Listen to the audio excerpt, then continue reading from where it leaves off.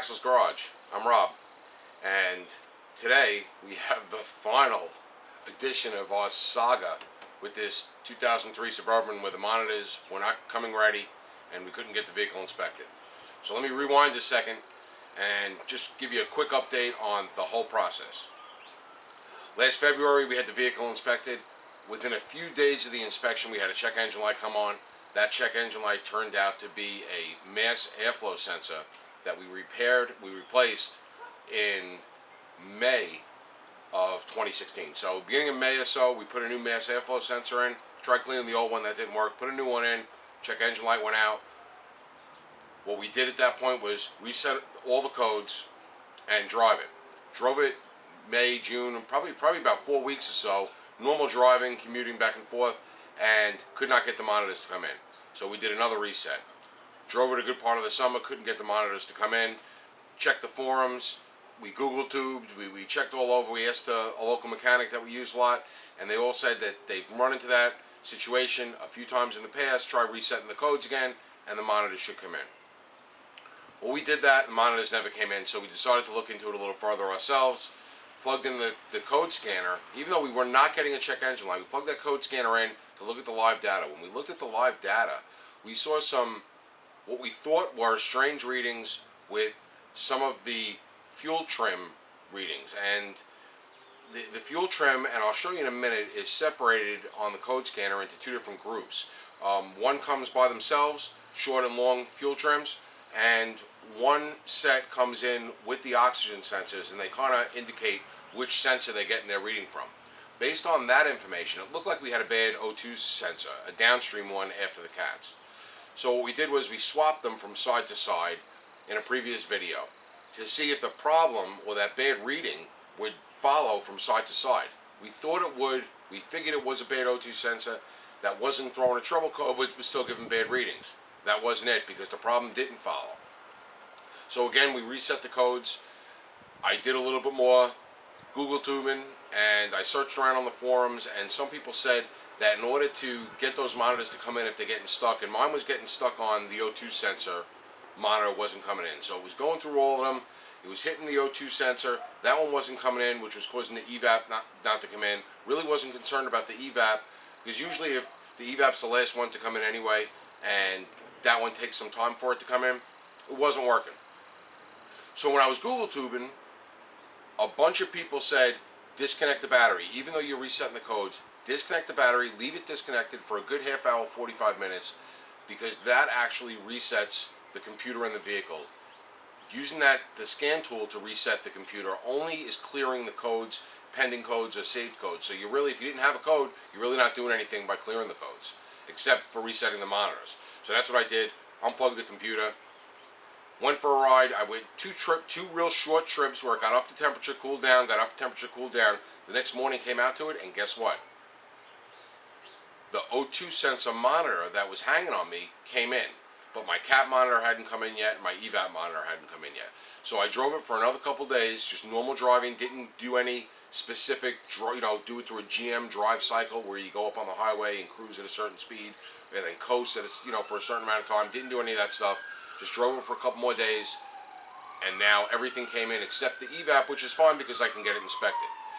We still didn't solve the problem of what those weird readings are. And I'm going to show you those readings in a second, because I really, just for my own knowledge, I'd like to know why those readings seem to be off on the O2 sensor fuel trims. Not really sure what that all means, but I'll show it to you anyway. But the gist of it all, it really is that we were able to get all those monitors to come in that weren't coming in by not just resetting that code scanner, unplugging that battery, disconnecting the battery. I did it for 45 minutes or so. It seemed to work. It seemed to reset everything. And as soon as we started driving, those monitors started popping in one by one. So all that chasing around and all that figuring, disconnecting the battery did it. Hope that helps. We'll take a look now at what the code scan tool shows on the readings, and maybe that'll give better insight. Maybe somebody will be able to comment. I don't know. Don't know what it all means. I'm glad it's fixed. Okay, looking at the scan tool, you'll see that I have a green check mark, which means it's good to get it inspected, which is a plus because I haven't seen this on this vehicle in quite some time. If you look at your monitor readiness, it shows that everything has come in besides the evap. It was the O2 sensor one that wasn't coming in that was giving me my problem, but I have no codes, no pending codes. My evap's not in, which I'm not concerned with because I can still get it inspected with one code not in, or one monitor not in, I should say. Now, if you look at my live data, which is where the troubleshooting really happens when you're looking at live data, some of this stuff, to be honest, I truly don't understand. Right, so I'm in closed loop. My engine temperature is at 145 and climbing as it warms up. But if you look at my fuel trims, right, my short and long fuel trims in percentage, this is where they all come in. And in this area, they're supposed to be plus or minus 10. And I'm within that range, which is where I want to be. What I don't understand, and we'll go to the next screen, and the next screen. Right here is where you see what your oxygen sensors are doing. So you have your O2 sensor, bank 1, sensor 1, and O2 sensor, bank 1, sensor 2, your up and downstream. They're moving around like they're supposed to.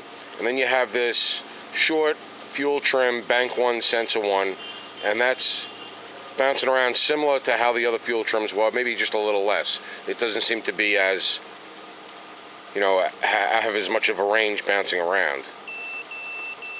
But when I scroll here, I didn't notice this previously. Bank 1 sensor 2 is in a NA, not available. But bank 2 sensor 2, in percentage, it's showing 99.2. And that's what we saw in the last video, and that's what made us think we had a bad O2 sensor, not realizing that this one was giving us no reading at all. So I switched these two, and they stood the same. 99.2 is still on the bottom, and NA is still on the top. So I don't really know what that means. On my bank 2 sides, my sensor 1, sensor 2, they're moving around, and this one, bank 2, sensor 1, is moving around. So it's only the downstream O2 sensors. One's giving me 99.2%, and one's giving me nothing. I don't know what that means. I thought that was my problem. It apparently isn't my problem, because everything has come in except for the evap. If somebody could explain what that problem is, that would be pretty good. But either way, I got the green check mark. I can go get it inspected. So that's it. It works. We're gonna go get it inspected tomorrow morning for the first time since last February. It's October now. I'm happy to be able to get it inspected and finally have it driving on the road legally, where I don't have to worry about getting a parking ticket. But the main thing is, I'm not really sure what those weird readings, the NA and the 99.2 in those downstream O2 sensors on either side, I'm not sure if it matters. The truck seems to be running very nice. It runs a lot smoother than it has in the past. Everything seems to be fine with it, running-wise.